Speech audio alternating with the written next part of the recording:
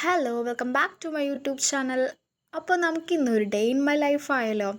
First തന്നെ ഞാൻ ദോശ ആക്കുന്നുണ്ട്. മാവെല്ലാം അമ്മ ഇന്നലെ ആക്കിയതാണ്, അതുകൊണ്ട് ഞാൻ ദോശ ചുട്ടെടുക്കാമെന്ന് വിചാരിച്ചു.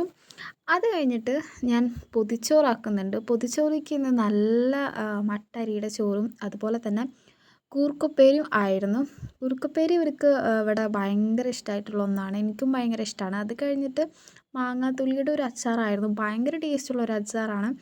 പ്രത്യേകിച്ച് ഇൻഗ്രീഡിയൻസ് ഒന്നും അതിലില്ല, മുളക് പൊടി, മഞ്ഞൾപ്പൊടി, ഉപ്പ് മാത്രമേ ഉള്ളൂ. പിന്നെ ഒരു പപ്പടം വെക്കുന്നുണ്ട്, പിന്നെ ഒരു കറിയുണ്ട്. അങ്ങനെ എല്ലാവരും പോയ നേരം ഞാൻ വൃത്തിയാക്കാമെന്ന് വിചാരിച്ചു. അങ്ങനെ അടിച്ചു വാരി തുടച്ച് എൻ്റെ ഡ്രസ്സും പിന്നെ കുറച്ച് ബുക്സുകളും കാര്യങ്ങളും അടക്കി പെറുക്കി വെക്കാനുണ്ടായിരുന്നു.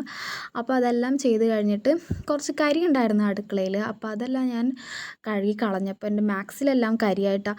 അത് കഴിഞ്ഞിട്ട് ഡ്രസ്സെല്ലാം അലക്കിയിടുന്നുണ്ട്. പിന്നെ വന്ന് നോക്കുമ്പോൾ പൂപ്പിതേ അകത്ത് പുറത്ത് പോകാൻ വേണ്ടിയിട്ട് വാതിലിൻ്റെ അവിടെ കിടക്കുന്നത്. അപ്പോൾ അവനെടുത്തിട്ട് ഞാൻ പുറത്തേക്ക് ആക്കുന്നുണ്ട്.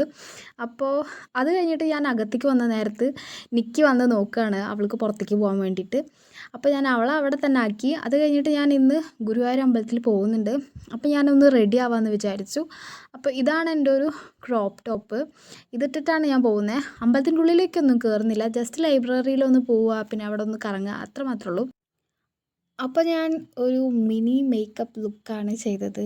പ്രത്യേകിച്ച് അങ്ങനെ ഒന്നും ചെയ്യുന്നില്ല, എന്നാലും ഫൗണ്ടേഷൻ എല്ലാം ഇടുന്നുണ്ട്. അത് കഴിഞ്ഞ് ഫുഡ് കഴിക്കാൻ വേണ്ടിയിട്ട് ഇരിക്കുകയാണ്. ഇതെല്ലാം എന്താ പറയുന്നത്, ഇന്നത്തെ ഫുഡല്ല, ചിക്കനെല്ലാം ഇന്നലത്തെയാണ്. പക്ഷേ മീൻകറി അമ്മ ഉണ്ടാക്കിയത് അടിപൊളി ടേസ്റ്റായിരുന്നു. പിന്നെയും പിന്നെയും ഫുഡ് കഴിക്കാനുള്ളൊരു ടെൻഡൻസി ആയിരുന്നു ആ ഒരു കറിക്ക്.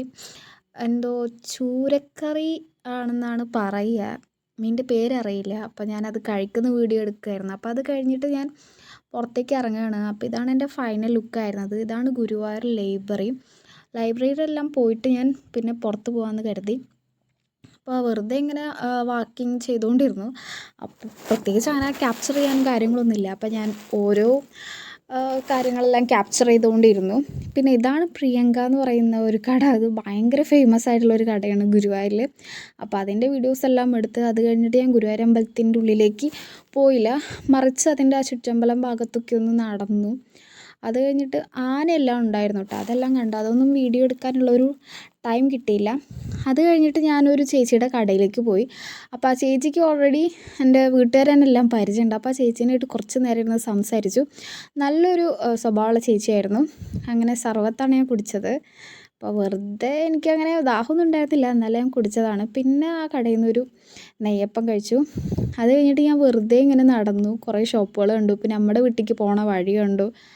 അത് കഴിഞ്ഞിട്ട് ഞാൻ തിരിച്ച് അമ്പലത്തിൻ്റെ അവിടേക്ക് വന്നു. അപ്പോൾ കുറേ പേര് ഫുഡിനായിട്ട് ക്യൂ എല്ലാം നിൽക്കുന്നുണ്ടായിരുന്നു. അപ്പോൾ അത്രേ ഉള്ളൂ. പിന്നെ വൈകിട്ട് പള്ളിപ്പെരുന്നാളിന് പോയി. Thank you.